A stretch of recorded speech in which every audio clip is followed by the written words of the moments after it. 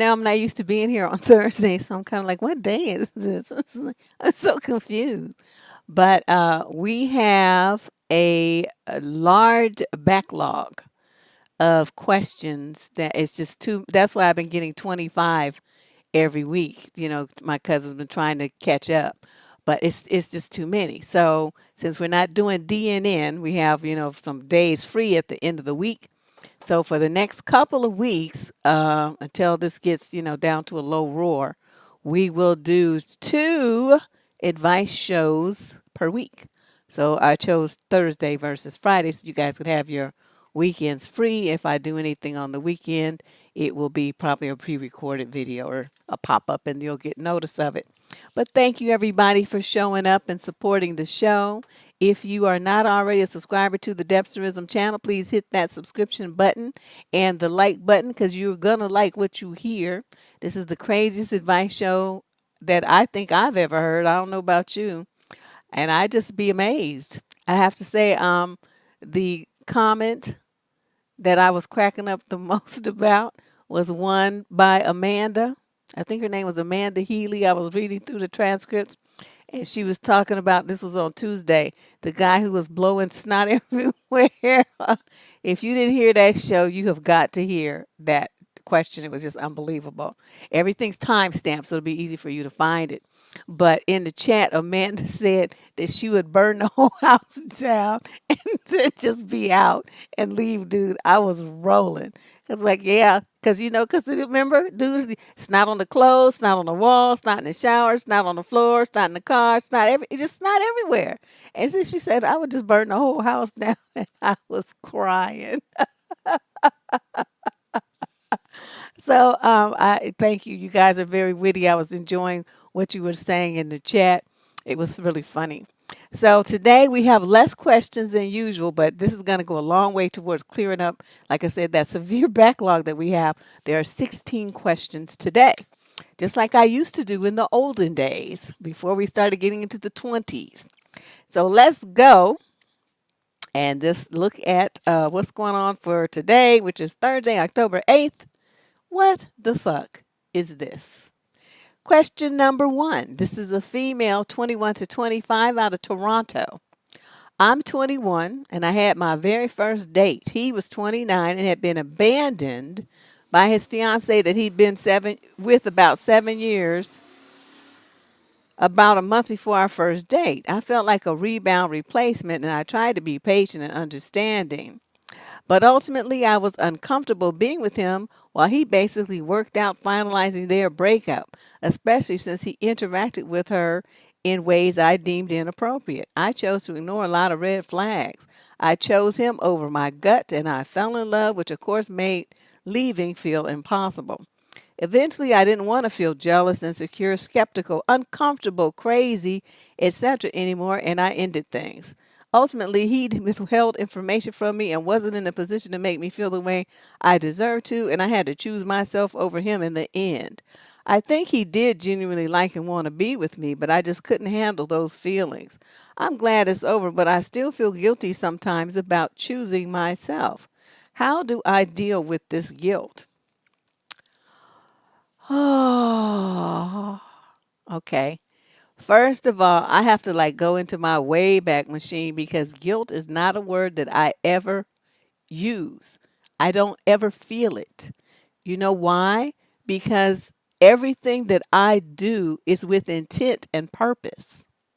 Okay, so if I said something nasty to you, I intended to do that and I wanted to hurt your feelings. That's why I said it. So should I feel guilty about it? Absolutely not. When I see the look of dismay on your face and the fact that you're crying and looking broken and stuff, that fills me with immense satisfaction.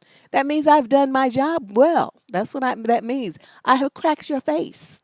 That's what that means. So there's no reason to feel guilty about it. In a situation like this guy did everything to disrespect you, use you, all the stuff. You, unfortunately, even though it was your first, go round in a relationship, feel, you still felt it and you still knew what was happening. You just, because you don't have any experience, you didn't trust yourself. That's the main problem I see with so many young women. You guys just don't trust yourself. You second guess yourself. You say, no, I shouldn't feel like that. You dismiss your feelings and you put other people's needs or the needs, what you think is the importance of the relationship, ahead of yourself. Luckily, you finally wised up. So instead of feeling guilty, you should feel thrilled that you finally woke up. You should, if anything, you should be a little angry at yourself because you saw all these red flags and you proceeded down the road of death and destruction regardless. That's what you should be feeling, anger, not guilt because of you putting yourself first. Had you put yourself, truly put yourself first, the second that you felt like he was tipping back with his ex and finalizing their breakup and all this kind of stuff, you would have chucked up the deuces and been out. It's like you're not emotionally available. Look up that word. Okay? There's videos on this channel about it. Just type it in the video search bar. Emotionally unavailable and see what comes up. Okay? Because that's what you were feeling and you knew that about it, but you just kept marching forward anyway. So I really don't know what else to tell you. I mean, it's unfortunate that your first love affair and your first foray into romance was so icky, but it is what it is. I hope you learned some valuable lessons and you never repeat those mistakes again. Okay?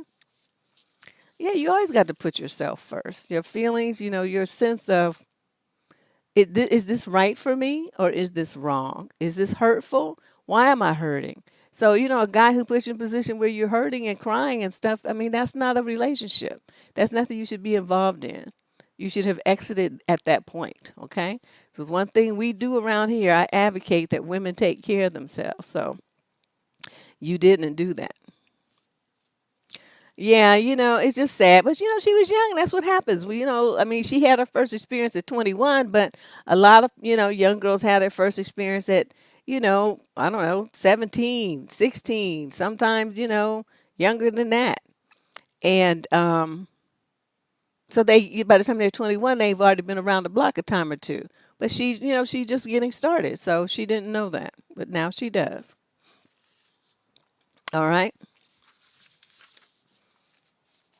Well, let's move on to question number 2. 2 of 16 on our surprise Thursday advice column. It's not the usual night that we do that. Usually it's on Tuesdays. So if you just fell into the chat and you say, hey, this is kind of fun, be sure to stop by on Tuesday for What the Fuck Tuesday. That's our regular night for doing this. And but tonight is just kind of a bonus. Male. This is a letter from a male who's 21 to 25 out of Denver. I am a very, and he put that in caps and underlined and bolded, oh my, touchy-feely person by nature, and I love it when my girlfriend is touchy with me.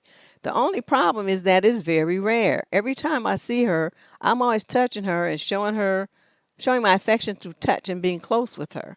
She rarely ever reciprocates that, and it leaves me feeling unsatisfied. Oh, we got a love language problem here. I understand she shows love through other things, but that's pretty low as well. She does not have a high eggplant drive like I do either. To clarify how high mine is, I am a multiple times per day person, while she is maybe twice a week, if that. I am always the one to initiate things, whether that's touch or eggplant. She will put her legs up on my lap, and to be honest, I get pretty excited when that happens, but that's about it.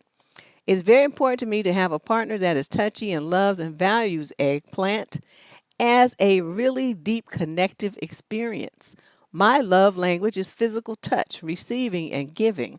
I have talked to her about that and how it makes me feel, but she says she just isn't a touchy person. There are other problems I have with her, but I want to focus on this one for now as it's big for me. I cannot see myself with someone who isn't touchy like me. It's just how I want my relationship to be. She is an amazing person and we share a lot of values and have the same sense of humor. Just this is a big deal for me.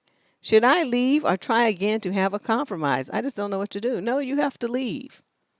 And it does, that's what people think, that when you break up with somebody, it's got to be like ugly and, it's full of profanity and disgusting and all this kind of stuff. Why is my hair sticking out all crazy? It doesn't have to be like that. Sometimes you can just agreed that, you guys are wonderful people. You're just not wonderful together, and then you just part ways. You can still be even friendly in situations like that, but you're feeling unsatisfied and most likely annoyed. Like if it were me and I had a man who wanted to paw me all the time and wanted me to be clinging all over him like a damn monkey, that would not work. Okay, I would be feeling pressured and stressed, and because I didn't want to, he would be feeling unloved and ignored and all this stuff. That's not you. Neither one of you is going to be happy in a situation like that. It's very unfortunate, but it is what it is. So you're going to have to say, this is just not working for me. I just don't feel loved in this relationship. And she'll say, well, I just feel burdened in this relationship, and then the two of you will part ways, and that'll be that. Okay. And in the future, make sure don't just settle for somebody. Get somebody who is going to give you, what you need to feel loved. That's just so basic to me. But this multiple times per day, are you out your mind? You must not have a job or nothing. Other responsibilities. Who you think got time for all that shit? You dreaming. People got, stuff to do. School, jobs, homework, clean up their house, sleep, eat, exercise. People just have other stuff to do besides screwing. Okay? So you need to figure out something, some kind of way to make that happen on your own. And don't be thinking some woman's gonna be just your jack off bag. Dude, you tripping. That's not gonna work. A lot of women do, what they do though. When you first get with a dude, you be pretending like you that interested, right? You feel burdened and you don't like that shit.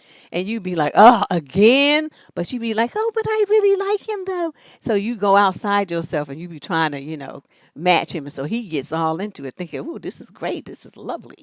We're going to be doing it 3 or 4 times a day, every day. I'm just like, no, you do whatever stress you feeling or emotions you're feeling. You need to find some other outlet for that other than using a woman's body to do it. There's a lot of men that do it. They don't seem to connect the fact that all these emotions you having, you're going to have to dissipate them some other kind of way. That's called, maturity. All right. It's nobody else. It's not her responsibility to handle your emotions when you don't know what to do with them. And so all your emotions shoot out your dick. That's just not the way that it should be handled. Okay. Grow up. Look at the whole big picture of the stuff. And you do it too much, it gets boring anyway. It becomes mundane. Yeah, you need to go to the gym and do something. Go run 10 miles. Do something with yourself. Question number 3. This is a female 18 to 21 out of Memphis. Every relationship that I have ever been in has started with me asking someone else out. At this point, I'm tired of making the first move, Deb. Every date that I ever had, whether in high school or at college, has been because I've planned it. Wow. I have been in 2, quote, long-term, over 6-month relationships. One lasted a year, and that one was 9 months. Oh, and one that was 9 months. I've been on dates with at least 4 different people this past year. Obviously, things have slowed down tremendously due to COVID. I feel like I've hardly ever been approached by guys in a romantic context. I have no problem with taking charge, and I'm not under the illusion that guys should do everything for a relationship, but I want someone to approach me for once. I'm not sure if there's something I'm doing that makes me unapproachable or if it's due to my appearance. I'm just looking for advice on how to be more approachable so that when someone maybe for once comes to me instead of me doing all the legwork. Well, do you just give dudes a chance? Most dudes are scared shitless. They're scared of their own shadow. So they going to sit there and be looking at you and looking all interested in stuff and swallowing and gulping. You're going to see the Adam's apple moving up and down. They're going to break out in the sweat, start hyperventilating and stuff and get themselves all worked up just over trying to say hi. That's why women get frustrated with men and then ask them out. But you know what? That never works. That never works. You cannot pursue a man. It just, I don't know, something about their mentality. They have this really odd need to be the pursuer. Shit, half the time, even when they're the pursuer, it don't work. But you know what I mean? It's like that's the best odds for it. When a woman selects a man and then goes after him, it makes it. There's no chase. There's no anticipation for him. There's no wondering, can I get her? What do I have to do to get her? Is this enough? Is she gonna like this? He needs all of that build up in order to feel excited about the relationship. And when you just jump in and take all the work away from him, then you remove all of that for the guy. It's no longer fun and exciting for him. So he might be in a relationship with you, but it's just gonna be he's just there spinning his wheels. He never got a chance to have that excitement build up because you did it all. So I keep telling y'all, stop chasing men. I don't know how many times I have to say this. You don't chase them. And if they don't approach, oh well. You just go out with your single friends. There will be somebody who has the courage to approach you, but I don't know like where you go, what your hobbies and interests are. You don't say anything about what you look like. I mean, there's no clues here for me to really go off of to make a suggestion for what you could do different other than stop chasing men. As you see, it doesn't pan out very well. So that should tell you done tried it 6, 7, 8 times. It doesn't work, right? How many times you need to get your head bumped before you stop doing it? Just let it go. If they don't approach you, then you just live your life. And mainly, be happy and be like when you're around people and mixed crowds and stuff, exude confidence and exude joy. Because if you're happy with yourself, that's going to show. And then that's attractive to other people. People will want to talk to you and be around you because you have like this spirit, this energy about you. And it's attractive to people. And the men, love it. So I don't know what else to tell you. Because like I said, you didn't give me much to go on here. Question number 4, male, 26 to 29, out of Liverpool, England. How do I help my younger sister fix her behavior?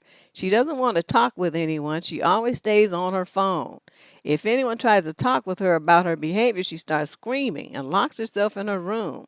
She doesn't come out. She thinks that she's the only person in this world and that others want bad things to happen to her. Whenever my parents and I try to talk to her, she starts shouting and says that no one understands her. If someone scolds her, she tries suicide. Whoa. She does some very weird stuff like cutting blankets, cutting clothes, breaking things. When we ask her about that, she either remains quiet or says that she doesn't remember anything. She always tries to justify her bad behavior. What should I do? I don't know what they have in Liverpool, England, but here they have what's called a 5150 mental observation hold for 72 hours.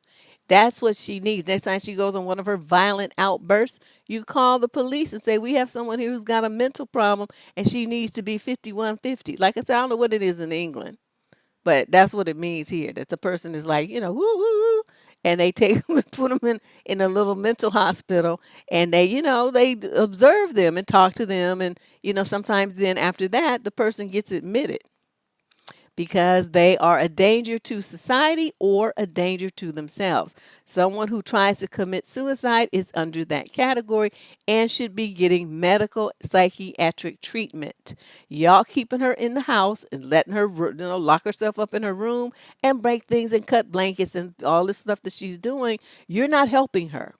Okay, you're just like you're not doing anything. She obviously needs some medications and she needs some treatment. So I don't know, I'm not here to diagnose. I'm just telling you, obviously the girl's cray-cray, and you need to get you and your parents need to have a powwow and talk about this and figure out where you're going to put this girl so she can start getting the help that she needs. She can't get it there at the house and she's not going to find it looking in her phone. Okay? She's got some problems.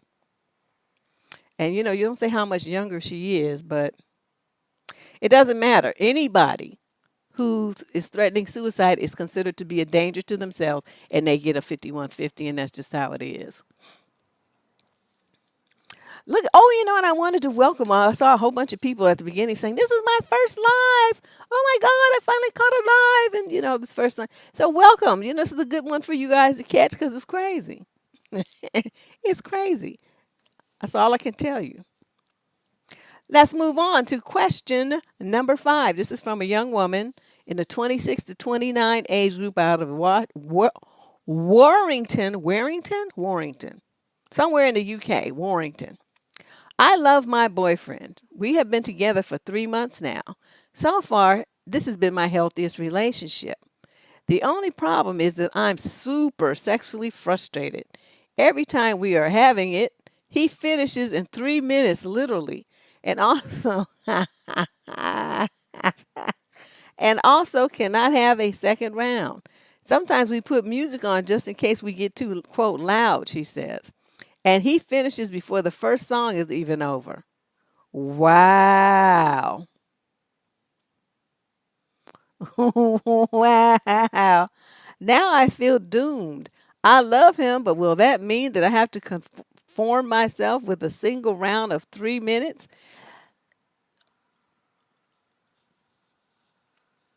It reminds me of the story I was telling you guys about my neighbor in Texas. The whoop, the whoop, the whoop, the whoop, the whoop, the whoop, the whoop, the whoop, the whoop, whoop, whoop, whoop, whoop, whoop, and it was over. His cousin. Um, I'm gonna say this. As a woman, you know that this is not working for you. Okay, my thing is, whatever way a relationship is, if you, and how a man is, if you cannot see yourself living the rest of your life with that situation in play, then that means this situation needs to be gotten rid of, and you extricate yourself now. Because what's the point of trying to live 20, 30 years with somebody and staying sexually frustrated with a 3 minute man? That don't make no damn sense. He's all happy and satisfied and you're miserable. If you do what I said and put yourself first, you would be the first a time or two. Okay, the first time, a lot of people are nervous and, this and that. But usually the guy can go from round two to make up for it, right? At least shortly thereafter. But he can't do that. And it's just 3 minutes, 3 minutes, 3 minutes, 3 minutes for months after month after month. No, hell no. You got to go, Holmes. You got to go. I don't know where they do that at. Hey, you think you gonna keep a girlfriend fucking like that? You out your rabbit ass mind. Ain't nobody want to be your jack off doll. You tripping. So my thing is, they have medications and shit for that. Stuff they can rub on and pills or something. He need to avail himself of it. That's not your problem because he got a bad dick. I mean, really. I mean, I hate to be blunt, but that's what it is. So what you need to do is love yourself and tell him, I'm not going to fuck with you because you can't fuck, sir. You can't. That 3 minute shit you doing is like a jackrabbit. I'm not trying to be living my life like this. This is horrible. You sucking bad. I'm out. And then you just leave him. Let him fall. Let some other woman fall prey to his instant dick. I just couldn't. You good. Because I would have been like, what the fuck was that? The first time. And he went, I was just excited. Okay, well, let's do where's the rest of it? Because, that was 3 minutes. That was a good warm up. Let's go. And he'd be like, I can't. You know what? I got up and put on my clothes and that would have been the end of that relationship. So, see, I have very strict boundaries about things like that. We can't do 3 minute men. I don't want to be sexually frustrated. And you've been doing this for 3 months? Girl, you deserve a halo and wings and like a marching band and a parade and all kind of stuff for putting up with this. I couldn't. But anyway, that's my answer to you. You deserve a fulfilling sex life with whatever man that you're with. And it's great that he's nice and you guys get along and you love him and all that old stuff. But that's for an adult. That's a big component of the relationship. And if it ain't on hit, it's not on point, you got to go. Because, don't sound like after all these months he's even trying to do anything about the problem. He don't see that it is one. Jack Rabbit Bunny. Yeah, I'm not. You right, Flora. I'm not down with that. I would be so through with him, and I would talk so much shit to him on my way out. Play Missy Elliott, Minute Man. All right, let's move on to question number 6. Female, 18 to 21, out of Elgin, Illinois. Recently, a guy initiated conversation with me via social media, and I have been talking back and forth for around 2 days. Today, he asked me when he could hear my voice. Kind of corny, I know. And I'm wondering if it's too soon for him to want to speak over the phone. I don't know if I'm just overthinking it and this is normal, or if I am right to think he's moving too fast. Any advice is appreciated. Oh no, I'm in full agreement with him. I hate that shit where people be like, "Oh my God, we've been chatting online for 16 years, and we haven't met yet. We haven't even talked on the phone." I don't understand the point of that. The point of an internet dating is that you become acquainted using the internet versus, I don't know what the people used to do. Personal matches or hookups. Introductions by relatives or whatever place where they did it. Somebody in church, pastor so and so, go hook up young Mister this and that, young Miss this and that. Okay, people, it used to be a more personal touch, but where society has changed, we don't live like that anymore. So you're going to become acquainted with someone over the internet. That's merely the vehicle that you use to become, introduced to each other. The goal is to get that offline and into the real world to see if there's really anything of merit there as soon as possible. So dude is not trying to wait and just use up all his time being somebody's damn pen pal. This is how it's supposed to be. Now, how do you handle this? Like I said, you get your Google phone number and you can set it up so that it rings right to your phone. He will be calling that number. He will not be calling your real cell phone number. You want to do that because you don't know what kind of freaks and weirdos you're going to run into online. I tell every single woman you should have one, whether it's a Google number or some other kind of similar service. You should have a barrier between you and all these fucking weirdo men out here in the world. You do not bring them to your house. You do not go to theirs. You meet them in a public place, you get in your car, better yet, you take a Uber. You know what I mean? Something like that. But you getting it offline, you talking on the phone, and then after you talk on the phone a time or two, if everything is good, meeting in the real world, that should all take place within a week. If there's interest, there's no point in dragging that out because y'all get to fantasizing. Oh, he sounds so good, and I really think I like him, and this and that. You all base that on your imagination because you haven't laid eyes on him. And then when you finally meet him, you find out that he don't look nothing like the picture, even though his voice is nice and stuff. He's like 20 years older than what he said he was. All kind of stuff be happening when you actually get to lay eyes on somebody. He a roly-poly and all kind of stuff be happening. So you need to, before you give yourself a chance to get too caught up, just go meet him. So it starts with a conversation on the phone. So do it. I don't know. I don't understand it. People just be want to waste. I keep telling you, wasting your time. Time. You can't wait. We get that back. Stop wasting it. Question number 7. This is a female in the 26 to 29 age group out of Washington, D.C. Okay, what is it? Washington, Atlanta, Chicago, Detroit, Baltimore, and Oakland/Richmond, California. The 6 dust bucket capitals of the United States. So every time a letter comes from there, we already know it's going to be some BS. So here she is, 26 to 29. She says, my partner is interested in gay sex. What'd I tell you? I knew it. I haven't much of a problem with this. Why not? But I don't want him to do it alone. What? It intrigues me to join him, and we have agreed, but he ain't happy with the guys I choose, and we have both decided that no one is touching me, only him.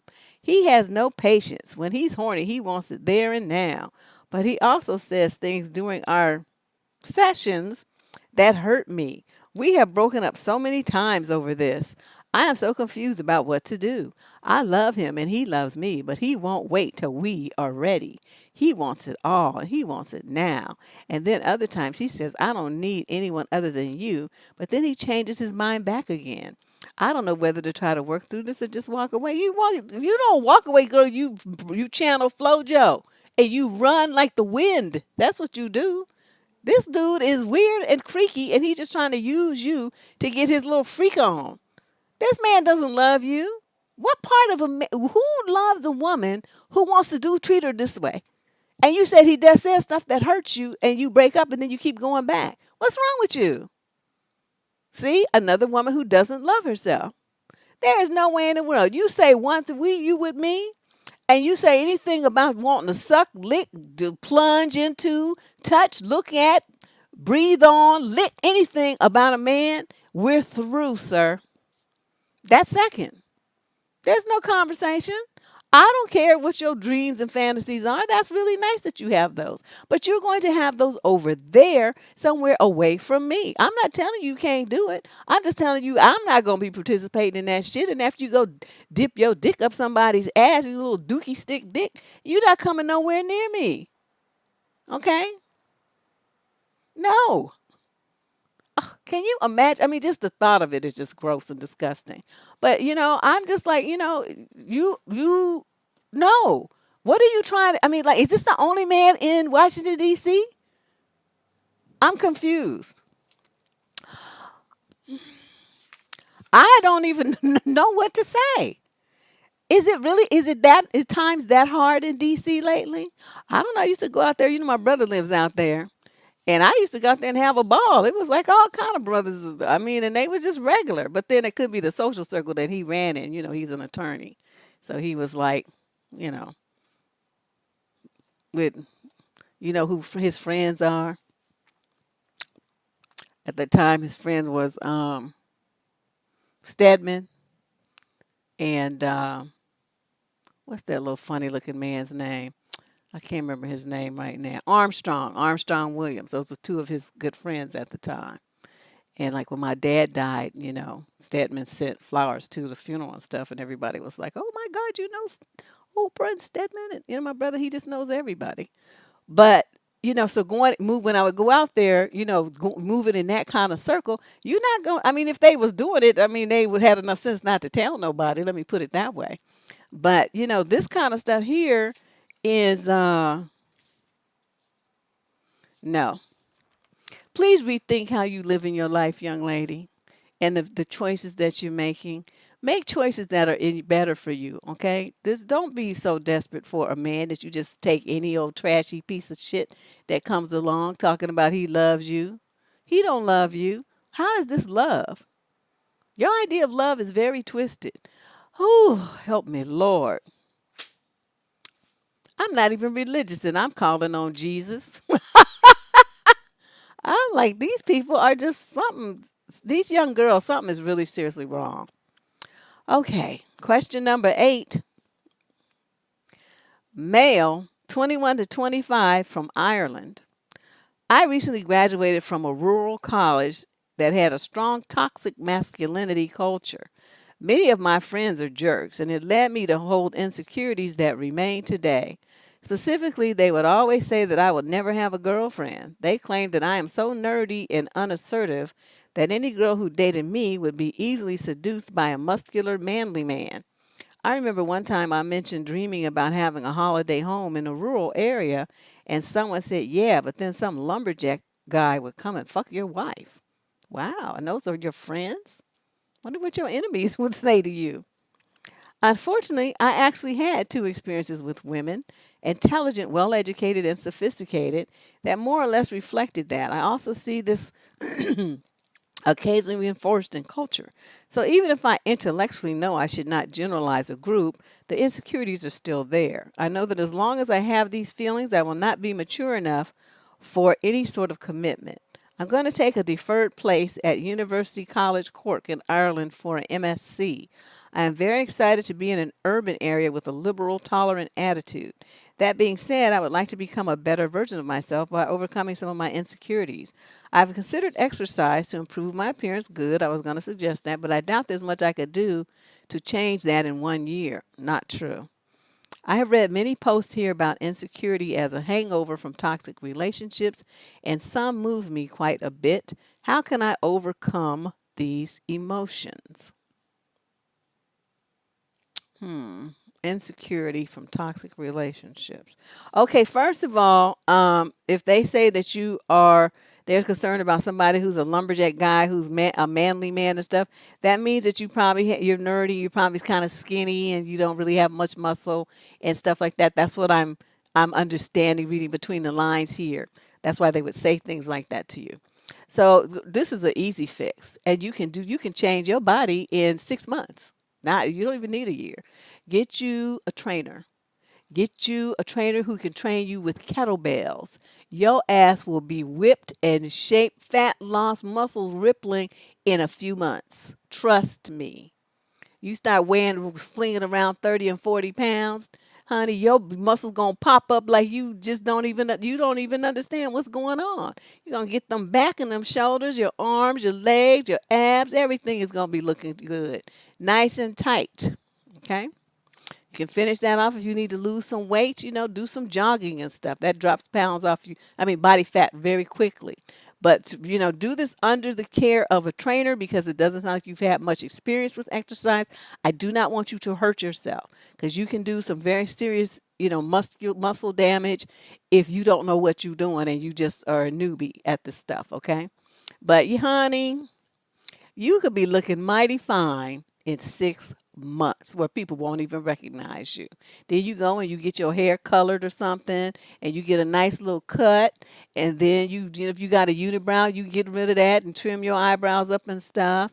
And the main thing you'll see is once that you start changing your body, your physical appearance, women will start looking at you different because you'll be exuding masculinity. When you exude masculinity, you attract women like bees to honey. Women are feminine. They want a masculine man. For the most part. There's these women that like them androgynous dudes. You don't know if they're a man or a woman. We're not talking about them because they're a special breed. We're talking about the majority of women. If you're a straight woman, you want a man who looks like a straight man, not who looks like he's confused. Okay?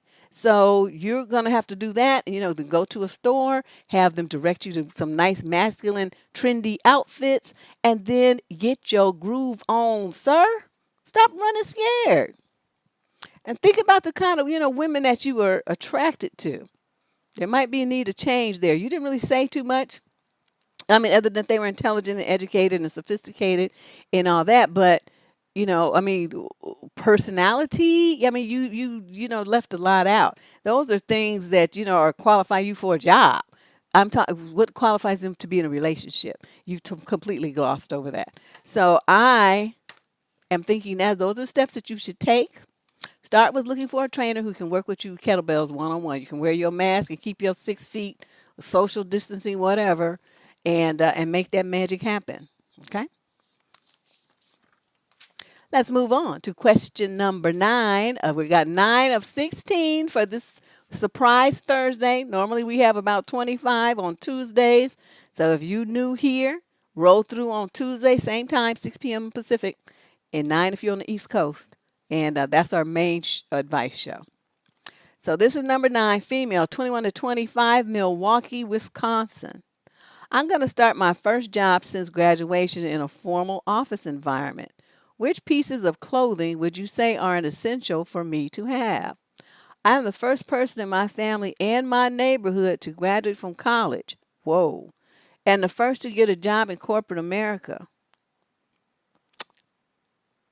Everyone around me dresses casually in jeans or sweatsuits or hood fabulous, low cut, tight and short.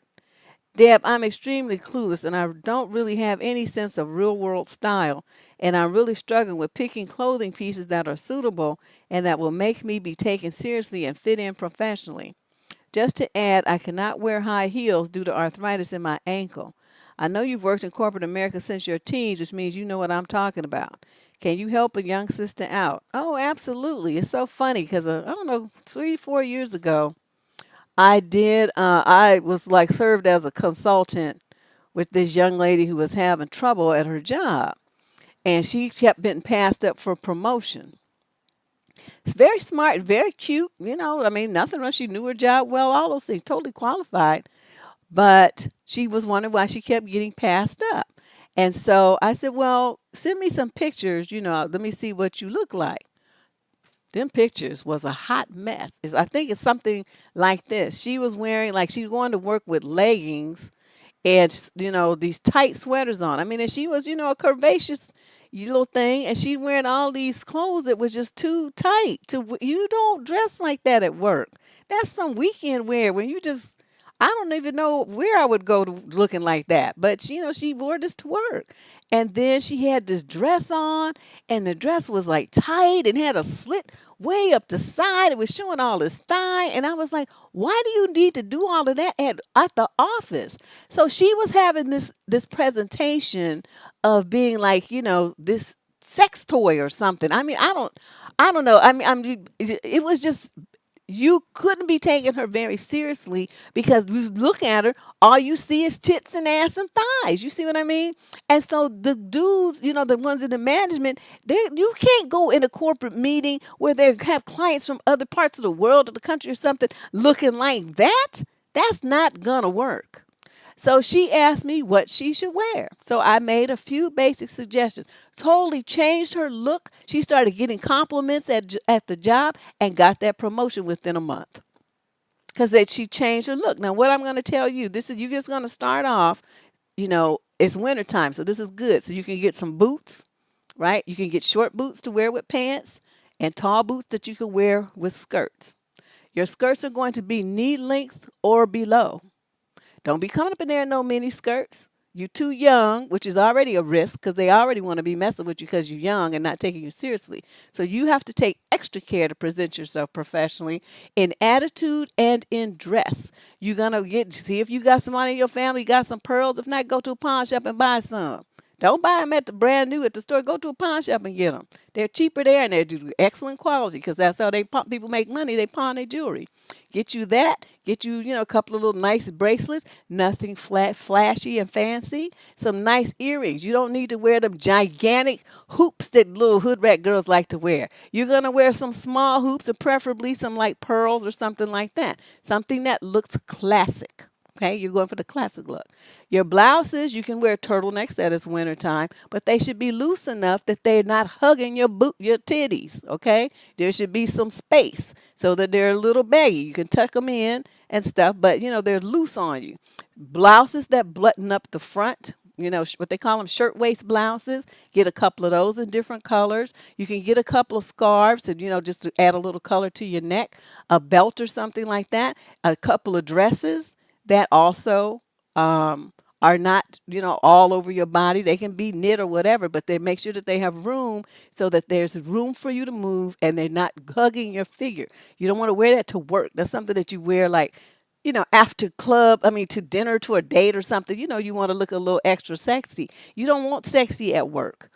I'm a serious businesswoman. Take me seriously. I want to get paid. That's what you want at work. Okay. You should have a nice pair of slacks. Again, since it's fall, brown, black, gray, navy, those kinds of colors. Okay. And then your blouses and all your tops and everything should match. Get you a nice trench coat for, rainy days. Get you a nice overcoat for cold days. You're going to have some leather gloves. You're going to have some scarves. And you're going to have some, nice little hats. Nothing with a logo, no designer shit, just plain knit hats to keep your head warm. Okay? Get you a nice bag, plain. It don't have to be designer. If you notice, you don't see like people that got a lot of money and stuff. They don't be necessarily flashing all of that kind of stuff all the time. That's get little hood rats that want to have everybody's name on their purses because to me, them it means something. Other people put their money in the bank. You wear yours on your arm or on your back. Don't be like them. Bank your money. Okay? Get you some clothes. They have very nice pieces. If you're just starting out, you don't have much money. Very nice pieces at consignment stores. Top quality stuff. Stuff you couldn't afford to buy $400 or $500 dresses and stuff like that. They'll have them for $50. Okay? With nice lining, made quality fabric that it's just beautiful stuff. But those are my suggestions for you. So you should have about 10, 12 things that you can alternate and work around for a month or 2 or 3 until you get your paychecks rolling and stuff. And then you'll have an idea. You'll be able to see how the other women who are at the upper echelon, how they dress. Don't dress like the people that's your peers. Dress like the people that you want to be. Dress like them. Okay? And you'll see the difference. And conduct yourself like them, and then you will be them. If that's what you want. Okay? That's my suggestion. This is unfortunate because I was talking about this with a friend of mine the other day. How so many young black girls are so smart. They say about how many black women are in college and they're doing all stuff and stuff. But unfortunately, when you have a young woman from a situation like this where she's the first one, she has no mentor. No one is telling her these are important things that are unspoken rules of corporate America. You come in there looking like you just fresh off the block, like, yo, and all this old stuff. You won't be taken seriously. I mean, they might like your work and all that kind of stuff, but you're too risky. You're a risk because you don't fit in. You don't know what you're doing. You don't know how to handle yourself. So there's no kind of mentoring program for these young black girls. So they go into like Ivy League colleges. They don't fit in because they don't know what to do. They don't know how to play the sports or golf, or they don't know anything about that kind of culture. And then they graduate and then they go into corporate America and they still just as lost. So I'm happy. I'm very, very happy that you had the wherewithal to write and to ask. And I think, if you are still confused, look online, find some pictures of some stuff. And if you want me to look at them, I will. Email me a link to survivingdating@gmail.com, and we get the thumb up or we'll get the thumb down. And I need to see a picture of you and what your body looks like as well. Okay. Because the style that you wear, that will matter a lot too. But I'll be happy to help you. Okay. Because I want you to be successful. You sound like you got your head on your shoulders.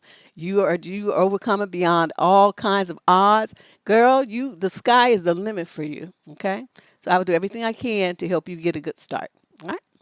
Survivingdating@gmail.com if you want more help. Question number 10. Female, 46 to 50, city of Westminster, England. My husband is highly pissed with me right now because of what happened yesterday. My biological daughter's having our first grandchild.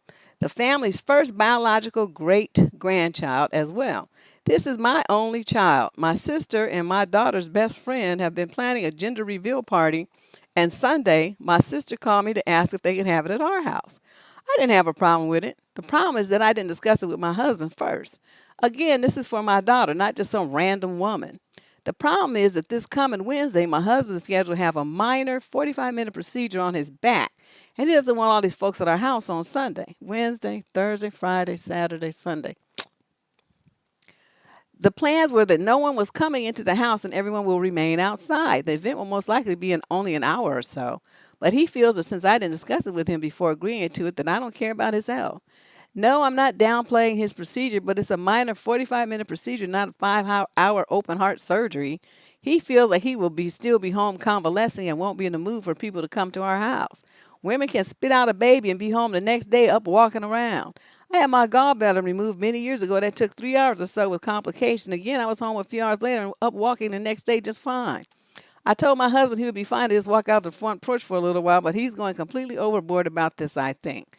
If I'm wrong, please say so. But was I wrong to agree to have my daughter's gender reveal party at the house the house she grew up in? Or should I put my husband before her and tell them to have it somewhere else because he may not be up to people at our house? He feels that anytime I'm asked anything, I should always discuss it with him first or take his feelings into consideration. He says I still think with the mindset of a single woman. He has done things in the past without discussing with me, and that's fine. But the minute I do it, he's ready to file for divorce. Sarcasm, she puts. This is what you do. Just reading this pissed me off. Tell his big baby ass that the party's going to happen whether he likes it or not. Tell him to stay in the room with the door closed and earmuffs on his ears, and nobody's going to bother him because they're going to be outside. And tell him that he can complain if he wants to. It's going to happen regardless, and you don't really care to hear his bitching and moaning. If he wants to do it, to call his mother, because that might be the only person who cares. Were that my husband, that would be what I told him. I don't give a fuck. You gonna be fine. Look at all the things that you went through and you was up the next day and you right. Then you have a baby, they kick your ass out the next day. You would just be women having stitches and all kind of shit be going on. Even if you have a C-section, they only want you to stay a day or two and that's your whole guts and everything is cut open. He just having a little 45-minute procedure and he want to act like it's the end of the world? Please. He better hope that I don't go up there and decide to tap him on his back right after that surgery, send your ass back to the hospital. Then you won't be here and we could have all the party all over the house and do everything we want to be. That's when I would come out. Where's Joe? Because Deb is twerking on the chair, twerking on the wall, twerking on the woman, twerking on the men. Okay, it would be a repeat of that. But he doing too much. But that's what I would tell him. It's like, you better stay in that room and be quiet before I come in here and hit you on your back. And you won't be able to do nothing about it. I will tap that back, pop your back right quick. I'll threaten his ass. Like, you act a fool if you want to. He just doing the most. He's just acting stupid. That's what I would say to him. Seriously, I'm just like, I don't give a fuck. We having a party, and just, and just for that, I'm gonna let everybody come inside, and I'm gonna let all the little kids run around, and I'm gonna tell them to go run around in the room where you are too, and scream and cry and poop, just to get on your nerves. Let's do that. He's just, he might be uncomfortable with it, but it's 3 days after the surgery, motherfucker. Get over it. Question number 11, female, 21 to 25, Coventry, England. How do you kindly tell someone you're dating to stop doing something annoying? This 28-year-old guy I've been seeing for a little bit constantly sends me selfies. Wait a minute, he's 28? It was cute the first couple of times, but sometimes it's literally 4 times a day. I loathe selfies, and I'm starting to dread getting them. In fact, as soon as he sends it, I delete it from my text log so I don't have to look at it. I have no idea why something so innocuous is making me seriously consider ending the relationship. I have no idea how to even bring it up without hurting his feelings. Why do you women worry about hurting his feelings when he's insulting your eyes every time he sends that bullshit? Okay. This is a moment like where you be like, what would Deb do? The answer to that question is Deb would be like, why do you keep sending me pictures of you? Do you think I forgot what you look like that quick? What's this all about? Because, when people are like that, it's like he just all, into himself, little narcissist. He just thinks that he's so important and so beautiful that somebody want to look at him 4 times a day. Say, I don't want to see you every day, in the flesh, in a picture, on TV, no kind of way. Keep those to yourself. If you have a son, why don't you get you a Tumblr or something and post them up there? But don't send me that shit. And if he did it again, guess what? Well, we're gonna break up now because I don't want to look at that. I don't want to look at that. You're ugly, and you're insulting my eyes 4 times a day. I'm just trying to just deal with you just because you're just a regular looking dude. But then you keep pushing your ugliness down my throat. I don't want to see that. So we're through, sir. We don't have nothing else to talk about. Yeah, he just he thinking he's so fucking fabulous and beautiful and shit. Oh, I let me send her another picture of my wonderfulness. Like he's some kind of model or something. I don't know what this is. Yeah, he's ugly. He'd be ugly. I don't know. He would get cussed out. Bottom line, he would be every kind of narc motherfucker I could think of. Looking at your ugly ass, you tripping. I hate to say this, but he's in England. The only English dude I've ever met that looks good is Prince Harry. That little motherfucker's fine. And what's his name? That's married to Beckham. David Beckham. 2 that I've seen in my whole life that I think look like something. The rest of them kind of look funny. So you sending you pictures like that? You in England? Sorry, my English followers. Not my cup of tea. Question number 12, female, 30 to 35, Laredo, Texas. We've been together for 7 years and married for 3. My husband bought home a gun 4 years ago. There was no indication before that he was interested in them. I'm very anti-gun, and he knew this. I'm going to try to make this short. Thank you, Jesus. Did you, though? I'm seeing paragraph after paragraph. I guess I'm not going to worry about it because we only have 16 letters. I'm going to be patient. Okay, so then he bought 2 guns, and he brought them home, and we had been dating for a few years at this point. I was upset. We had a fight, and in the end, I agreed that he could keep them as long as he kept them locked up. Okay. So see, I want you guys to catch this. I want you ladies to hear this. She had a boundary of no guns in the house. He brings home the guns anyway. They're not married. She gives in and agrees that he can keep them as long as he keeps them locked up. So what just happened to her boundary? Is he going to take anything that she says seriously after that? Why should he when she bends and folds so easily? Okay, and there's more because she wrote a whole bunch of stuff. A few weeks before he proposed, he brought up that he wanted to get a concealed carry permit. I said I wasn't comfortable with that. We had a discussion, and eventually he said that he respected that I was uncomfortable and he wouldn't apply. He later proposed. I said yes. We got married a few months later, with me thinking the gun issue was behind us. Then, about a year after that, I found some concealed carry holsters and accessories for a different gun. Turns out that he had bought another one without me knowing. We had just bought a house and I was pregnant. I felt like I couldn't leave him over it, but explained that this was my limit. He said he hadn't applied for a concealed carry permit and wouldn't. However, a year later, I found his guns hidden in the shoe rack by the door under the bed, both unsecured and loaded. Okay, so now you were pregnant before, but a year later, so that means now you have an infant child in the house that's soon to be a toddler. Excuse me. And he got guns in shoe racks and under the bed. Are you guys catching this? I was upset, and we had what I thought was a come to Jesus talk about my boundaries around the guns. He locked them up, but not before telling me that he had applied for the concealed carry permit a few months ago. He told me he wouldn't pursue the permit any further. But recently they contacted him to see if he was still interested and gave him a deadline of September 30th to complete a course. He said he was going, and I told him I wasn't comfortable, and he felt like I had I felt like I had compromised enough. The 30th passed, and I thought this was all behind us.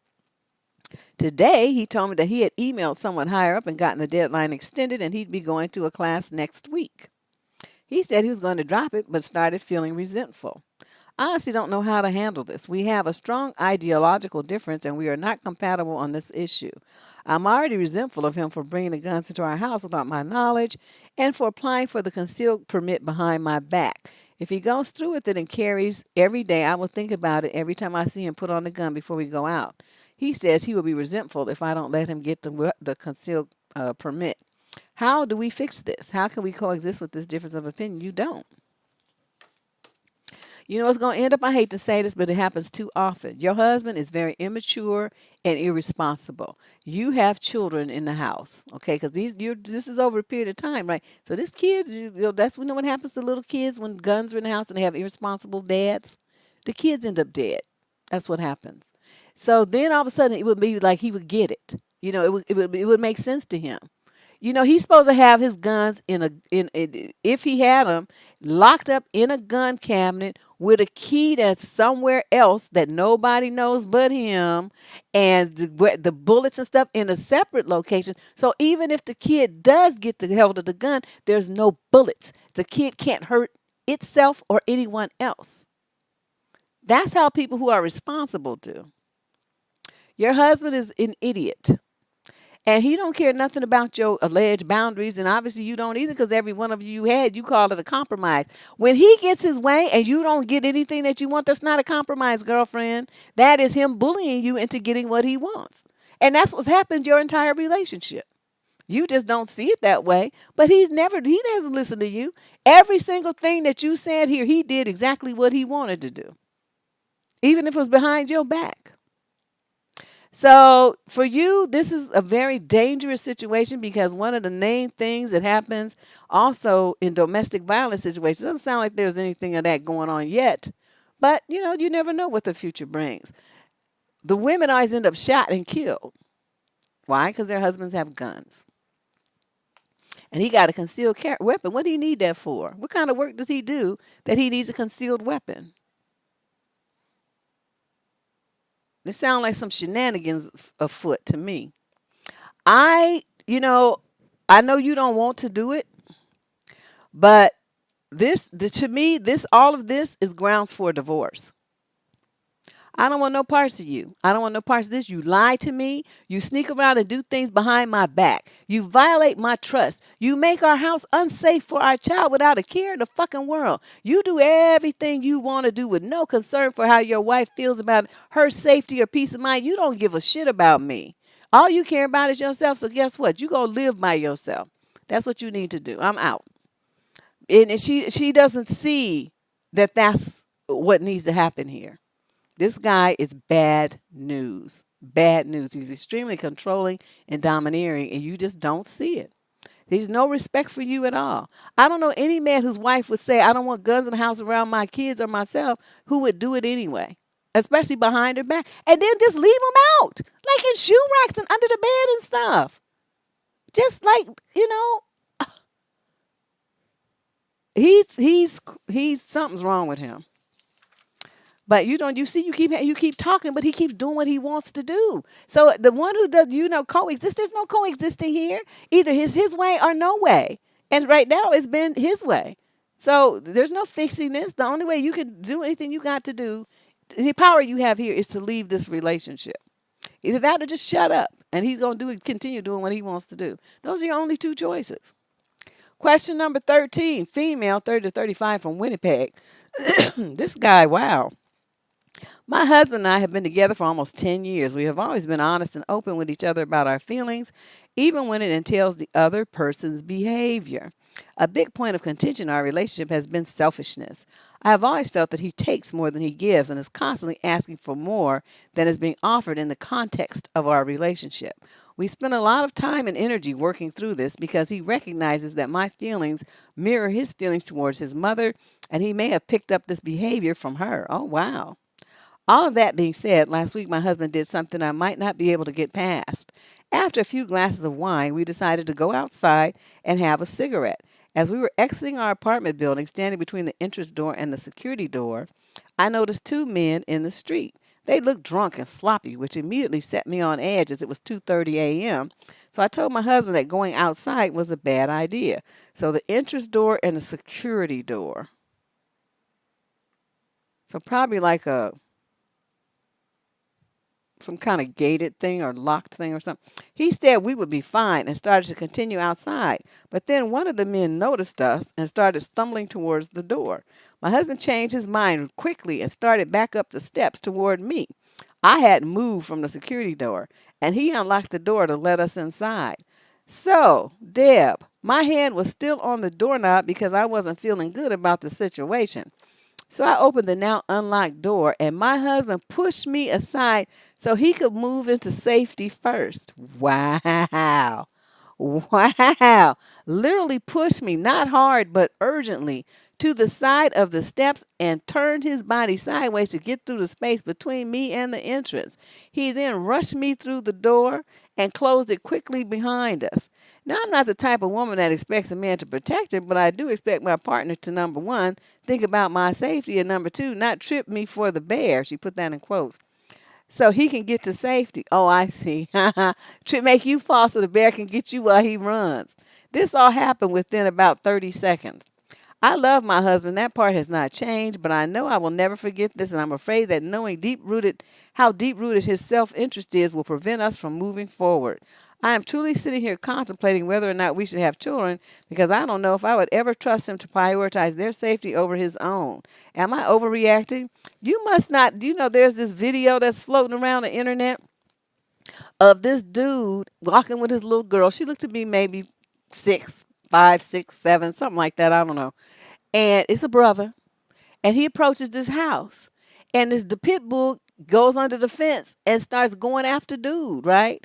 Do you know this motherfucker, he jumps up on a car and leaves the little girl there with the dog. I mean, the dog wasn't after her. The dog was, definitely giving him all of his attention. The dog went up to the little girl and he's wagging his tail and stuff. He wasn't trying to hurt her. But the little girl was terrified because her father was scared that she's getting all his energy. The father from the top of the roof of the car yells at the little girl, run around the other side of that car. Run around the side of the car. Instead of getting down there protecting his child from what could be a vicious dog attack. So I'm going to tell you this. I'm glad that you're thinking. Your brain is working. You are very in tune with the kind of man that you have. Your dude is just like the dude that was in that video. They're going to worry about themselves. Fuck everybody else, even their own child.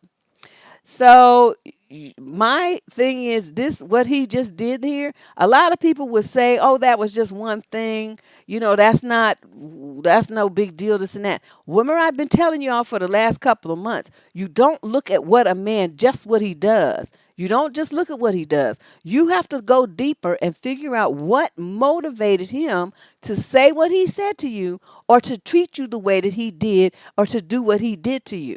What is the underlying belief system in his mind that makes him think that shit was okay to do, to say, to be? What was it? And when you start thinking about this, you already recognize that the man is selfish. When you have someone who's a father, he can't be selfish. Your role as a daddy is to take care of, love, and protect everybody that's in your that's in your roof, under your roof. That's your fucking job. If you don't want to have that job, then you don't get married and you don't have kids. So, lady, I don't know how long you've been with this dude, and you talking about you love him and all this old shit. I would be through. I know me. You push me aside and run your ass and pass me to get to safety from two men. When I told you we shouldn't go out there, it's fine, it's fine. You was gonna be all big and bold and stuff until the dude started coming towards the door and you ran like a scared little bitch. See, that's what I'll be telling you. You just bitch made. I don't want no man like you. You practically have a pussy. I'm through. This marriage is like, it's like shit. It's like being a lesbian. I'm not lesbian. There's nothing wrong with lesbians, but I'm not one. And being with you is like two women. Fuck you. I'm out. I would just have no respect for him. None. As a man, he couldn't ever touch me again. Every time I looked at him, I would just want to vomit. It's like you just make me puke. You're useless. You're a waste of time. You waste of testosterone. Ugh. Just get away from me. And I would be through. It'd be a divorce court. Oh, you think I'm kidding? I am so serious. I am so serious as a heart attack. I cannot respect a man like that. If I can't respect you, I cannot love you. So you lady, you good. Told you, I love my husband, or that has not changed. Oh, that would have changed instantly for me. Because he would have turned into like some kind of mud pie right in my face. It's like I have this thing where I have to have a man that I admire, that I respect as a human being, and as, how he rolls through the world, how he presents himself, how he handles business, how he handles himself, how he takes care of his family and the people that he allegedly loves. I need to be able to respect and admire you for that. I need to be looking at you and say, this motherfucker doing the damn thing. That's a turn on. But if I have any shit like this where I feel like you a punk bitch motherfucker, I'm done. I can't be with you. I cannot. Because it means I got bigger nuts than you. That's never going to work. So you decide what you going to do, but I'm telling you, he done told you what time it is. You're going to end up leaving him sooner or later. It should be sooner, so before you get too much older, you can get you somebody else. Question number 14. So we got 14, 15, 16. This is 3 more letters. This is just sick. This dude is something else. Am I overreacting? Shit, you're not reacting enough for me. Question 14, 30 to 35 from Richmond, California. What'd I tell you? One of the 6 dust capitals of the United States. Here we go. I need your opinion, Deb. I've been chatting and texting with this guy I met online, and we're meeting up for a date next week. He's been perfectly nice, easy to talk to, has a good job, he's very well educated, claims he's looking for a real relationship, etc., etc. We've had actual real conversations. Oh, what a concept. But twice now, he's asked to see other photos of me besides the ones from my profile, which I thought, okay, well, that's kind of weird, but maybe he's just checking to see if I look like me. Then, she puts in caps, he sent me the shirtless bathroom selfie, which I didn't ask for, but okay. And then, she puts in caps, today he casually mentioned that he could be a little kinky and he hoped it wasn't a problem. This is when that big thing, the little thought bubble pops up. What would Deb do? Let us proceed. Alarm bells go off in my head when a guy mentions sex before we actually meet, because to me, I always immediately assume that's all he actually wants from me. And assuming this dude has specified he's not interested in something casual, either he's telling me what I want to hear, but really just wants eggplant, or I'm blowing everything out of proportion. Honestly, at this point in my life, it could be either. LOL. No, he just a horny toad.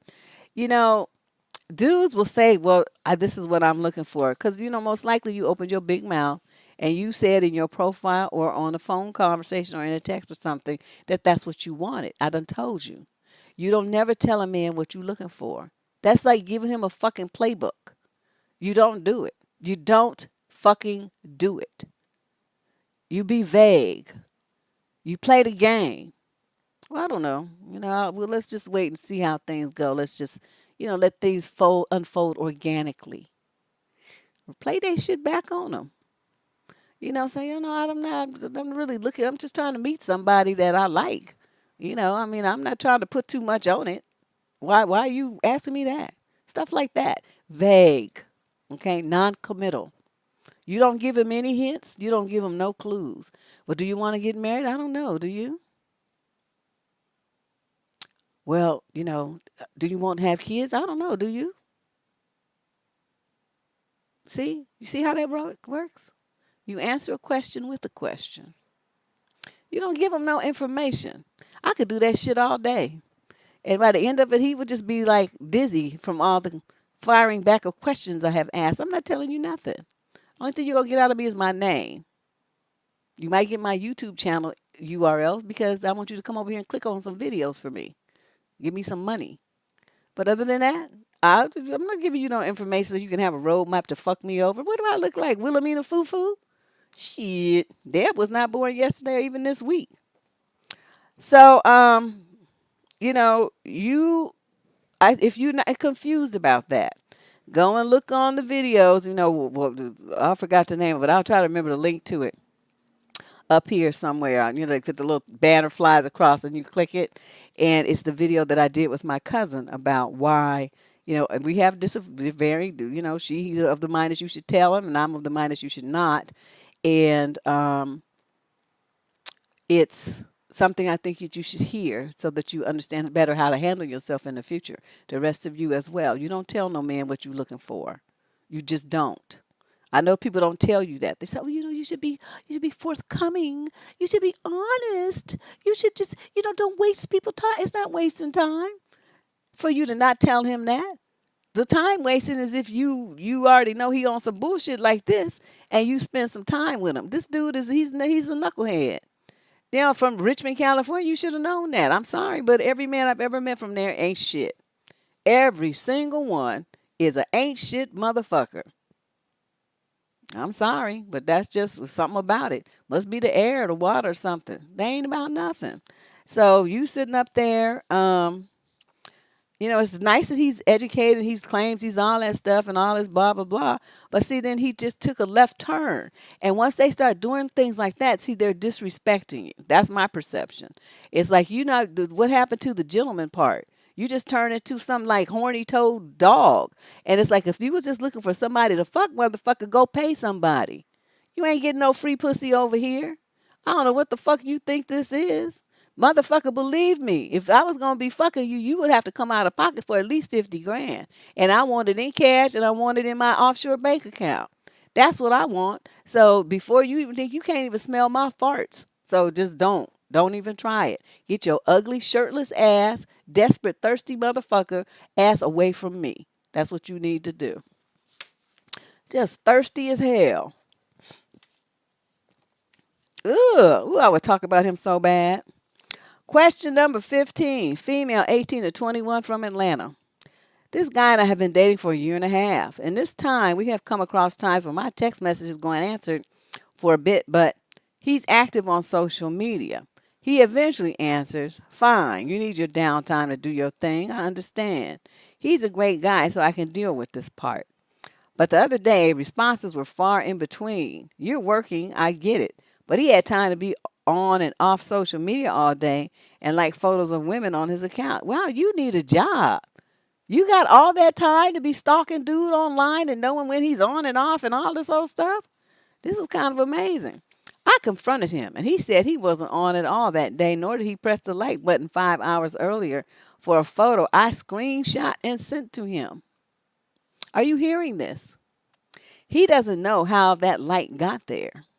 This morning, he changed his settings so that people cannot see when he is online. Guilty. I know this. What would you do? And how do you get your point across, making him well aware that I am not stupid and he is now losing a great thing? I need this man to suffer his loss and regret all of this. He don't give a fuck. What you wasting all your energy for doing that? You need a job, a hobby, 2 jobs, something to do with your time that's intelligent, productive. Stalking a man and screenshotting his likes? Are you out of your mind? Your mother should be beating your ass right about now. Because that just indicates somebody who's just something wrong with you. I mean, I'm not trying to be super mean, but it is what it is. This is not normal behavior. Because it's like this. Either you trust the dude or you don't. Okay? If you trust him, then what he likes on social media shouldn't be a big deal. So big whoop-de-doo. I don't get all this fixation on social media these young people have.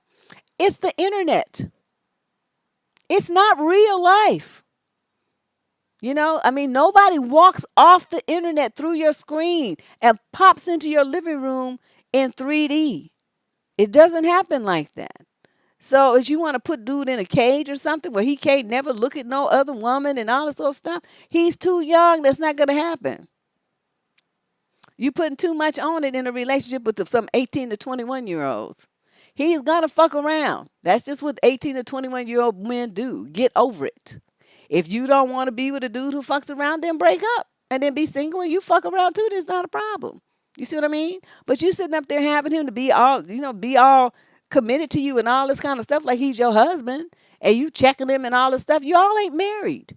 You're kids. You're single. He can do whatever the fuck he wants to do just like you can. So all this angst and all this drama you feeling and stuff, stop it. Stop it. You got all this time to do all of this stuff. Your ass should have been reading a book, learning something, doing something sensible with your time. Being on some website, learning how to use InDesign or something that can make you some money. Instead, you sit up here being stupid, wasting all this time, wasting time again, screenshotting a man's likes on social media. I just don't know what to do. I'm telling you, if this was my daughter, I would drop kick her ass to Mars. What kind of bullshit is this? Whoo! All right, and here's the last question of today. This did make a good little dent, I think, in our stuff, but we got, I don't know, it's probably about 100 letters that's in the backlog. So, y'all, like I said, we're going to do this for the next couple of weeks. We'll be here on Tuesday and Thursday, so mark your calendar. If you're not a subscriber to the channel, please hit that subscription button and hit the little instant notification bell. So you'll get a notification when I upload new stuff or if I decide to just, sit down and do a live. But that's important. Hit that like button, too. How come all these hundreds of people up in here and it's only 68 likes? Somebody's being mean. Let's move on to the last letter, and she wrote a novel. So just sit down and cross your legs because it's going to be a minute. Female, 26 to 29, from Nottingham, England. I have been married for 3 years and have a lovely 2-year-old daughter. However, the marriage was rocky from the start. At first, it seemed like a fairy tale. I met him after a nasty breakup. I didn't think of much relationships, much less marriage. But the connection was so strong, and the love that I thought I felt was so great, it just came out of nowhere. 6 months into dating, we got married. 3 months later, I was pregnant.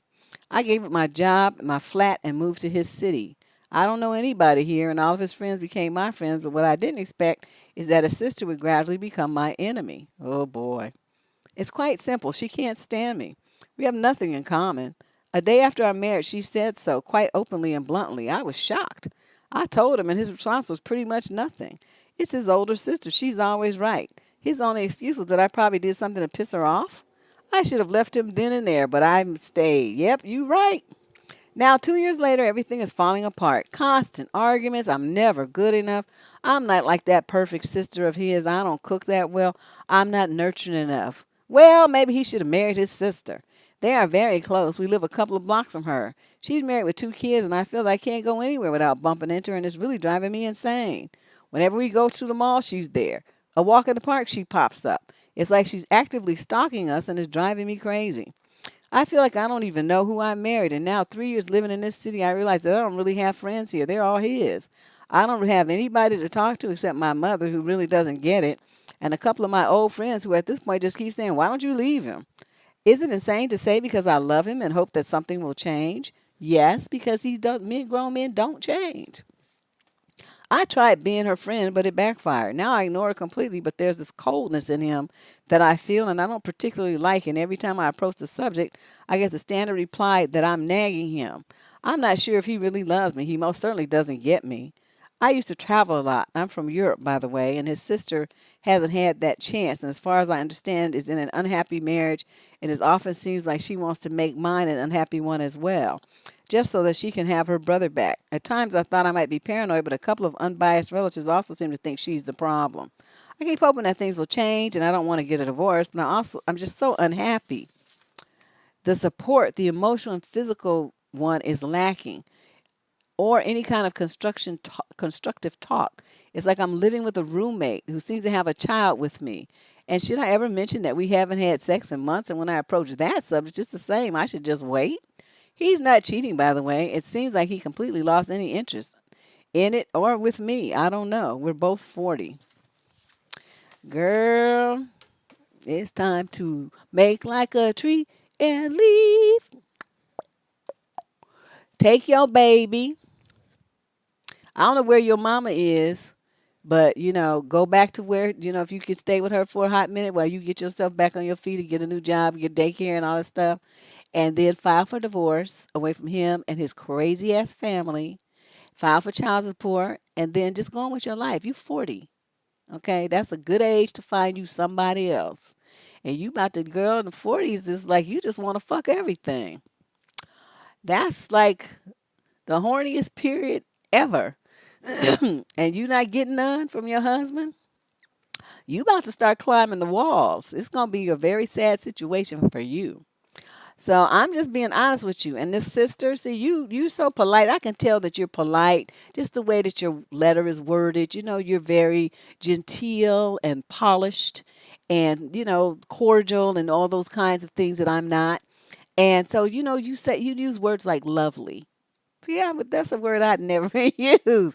Lovely little daughter, and something is nasty. Where I say it's fucked up. Stuff like that. Your choice of words very much indicate the kind of woman that you are.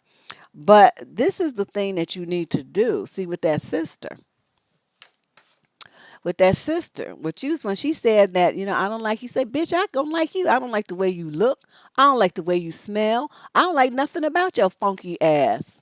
Now, see, had you said that to her, all this other stuff wouldn't happen because you would have shut her bitch ass down right away. It's like, bitch, fuck you. Stay the fuck out of my face before I slap the shit out of you. I don't give a fuck what you like. I don't give a fuck what you think. I don't give a fuck about you in any kind of way. Take your happy ass over to your raggedy ass husband and your nappy headed, fucked up looking little kids and do what you need to do. But make sure you stay out of my way. You get in my way, bitch, it's gonna be a problem for you. And trust, it's not gonna end well on your side. You said some shit like that to her. She been fine. She been straight real quick. But that's what the people like her, they're passive aggressive. So when you just go straight aggressive on them, they don't know what to do with that. And they run scared. Because they're used to bullying people by doing this kind of stuff that she's doing. Now, too bad you have your baby. You could always leave the baby and then go and stalk her ass right back. Find out where she go. Follow her in your car. And let her pop up at places where she is. Start doing that shit back. See, I would just fuck with her just because I could. But that's what happened. As soon as she said, I don't like you, that I know what would have come out of my mouth. It's like, who give a fuck what you like, bitch? Nobody here to like your fucking ass. Jealous hoe. And stuff like that. I mean, she would have been all that kind of stuff. It's like, so? You think somebody give a shit? You not liking me ain't changing nothing. I got the same money in my bank account and I'm still fucking your brother. So now what? Things along those lines. But I don't know, so many nasty things are coming to my mind that I would say to that hoe. But it's like, you're being very genteel and polite. And so she feels, like it's okay for her to keep doing all that shit. You're going to have to rise up and check her. And then you check your nasty, stupid ass, no dick giving husband. And then you chuck up the deuces and tell him expect to hear from your attorney, you out. And say, now you could go and fuck your ugly ass sister. So, which would seem to be what you want. So she's your perfect woman and all, yeah, you incestuous motherfuckers. And then that would be that. Like a Vegas card dealer. I'm out. Speaking of which, that is my last letter of tonight. I hope you guys enjoyed the show. This was wild. These people, man. These people. Yeah, I've told you, the next man I get with, I'm telling you, I don't want to have no family. I don't want you to have nothing. Raised in a cave with a bear, raised by wolves, raised by monkeys in the middle of the jungle. I don't care which one it is, but it should be like one of those so that you don't have any human relatives. There will be no in-laws. And then that's the greatest relationship ever in my mind. But you guys, thank you very much. I do have some video. I'm going to be doing a lot of interviews this weekend, and I have one I need to put up. And then I have a video that I want to do. I forgot what the topic's going to be, but there's a lot going on. There's going to be a lot here going on in the channel as we wind down to the end of the year and start getting ready to ramp up for February. If you have a suggestion for a guest that you think would be good to be interviewed for the show in February, it's 28 days that I have to fill up. So I'm looking for some help. Email me their name and contact information to survivingdating@gmail.com. Give me their name, if they wrote a book, what that is, what they do. Give me some information so that when I reach out to them, I'm not just like, oh, well, who are you? Well, what do you do? I mean, give a sister a clue. And then I'll see if they fit into the programming and what we can work out, okay? Because I like, you guys make good recommendations, and I try to use as many of them as I can. Because, you guys are important to me. Without you, there would be no reason to do this. The channel would not exist. So I need you and you need me. It's a good relationship. All right, you guys take care, and I'll see you real, real soon. Bye-bye.